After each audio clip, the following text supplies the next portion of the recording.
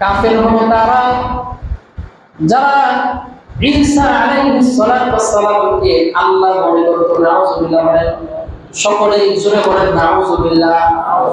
তারা ঈসা আলাইহিস সালাতু ওয়াস সালামকে কি মনে করত?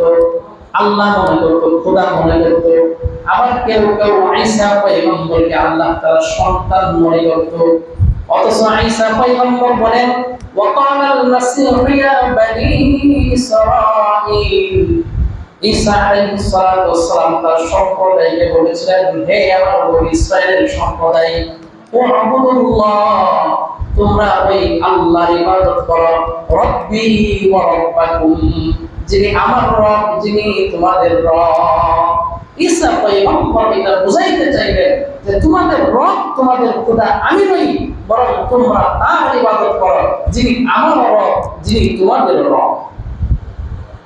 ঈসা আলাইহিস সালাতু ওয়াস সালাম এই কথা যখন বললেন, আবার ঈসা পয়গম্বরকে যখন তারা আল্লাহর সমকক্ষ মনে করলো, আল্লাহ রব্বুল আলামিন তাদেরকে সংশোধন করে তাদের উদ্দেশ্য বলে দিলেন, কিয়ামত পর্যন্ত যারা আসবে, যারা শিরক করবে, এই সমস্ত শিরক করাওয়ালা ব্যক্তিদের উদ্দেশ্য করে আল্লাহ তাআলা বলেন, ইন্নাহু মান ইউশরিক বিল্লাহি ফাকাদ হারামাল্লাহু আলাইহিন নার, যারা শিরক করবে, শিরকের গুনাহ যারা করবে, আল্লাহ রাব্বুল আলামিন বলেন এদের জন্য আমি জান্নাতকে হারাম করে দিয়েছি।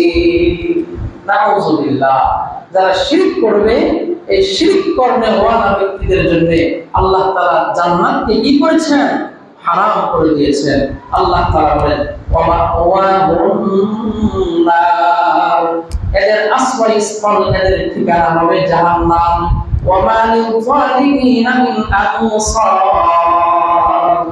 আর এরা জাহান্নামে যখন যাবে এদের পক্ষে সুপারিশ করার জন্য কোনো সাহায্যকারী পাবে না। তাহলে 2 নাম্বার কবিরা গুনাহ কি? শিরক করা। 1 নাম্বার কুফরি করা, 2 নাম্বার শিরক করা, 3 নাম্বার অহংকার করা। 3 নাম্বার কি? অহংকার করা। এটাও অন্তরের সাথে সম্পৃক্ত একটা শিরক, সম্পৃক্ত একটা কবিরা গুনাহ, সেটা হলো অহংকার করা। সূরাতুল মুমিনুনের 60 নাম্বার আয়াতে আল্লাহ তাআলা বলেন, ওয়াকালা রাব্বুকুম উদউনি আস্তাজিব লাকুম, আল্লাহ তাআলা বলেন তোমাদের রব তোমাদেরকে ডাকে ডাকে। আল্লাহ তাআলা আপনাকে আমাকে প্রতিনিয়তই ডাকতেছে, ইন্নাল্লাযীনা ইস্তাকবিরুনা আন ইবাদাতি সায়াদখুলুনা জাহান্নামা দাখিরিন। কেউ কেউ আল্লাহ তাআলার ডাকে সাড়া দিয়ে জান্নাতের পথে চলতেছে, আবার কেউ কেউ আল্লাহ তাআলার ডাকে সাড়া না দিয়া জাহান্নামের পথে হাঁটতেছে।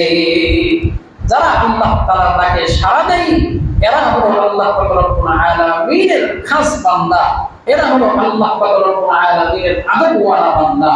আর যারা আল্লাহ তাআলার ডাকে সাড়া দেয় না, আল্লাহ তাআলা বলেন ইন্নাল্লাযীনা ইস্তাকবিরুনা আন ইবাদাতি, যারা তুমি আমি আল্লাহর ডাকে সাড়া দাও না, তোমরা হলো অহংকারী বান্দা। তারা কি? অহংকারী বান্দা। আর যারা অহংকার করবে এদের ঠিকানা কোথায়? জাহান্নাম।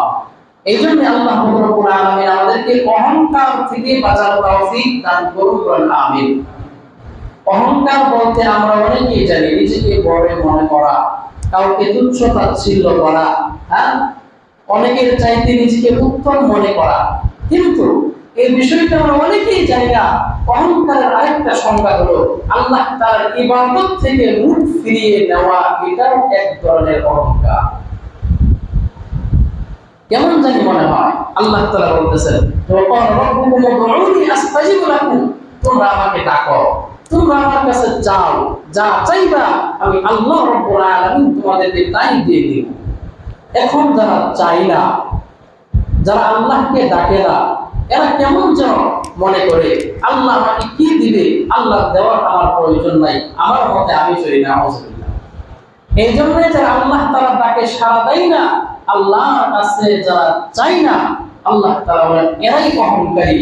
আর যারা অহংকার করবে সায়াদখুলুনা জাহান্নামা দাখিরিন, এদের ঠিকানা হবে জাহান্নাম।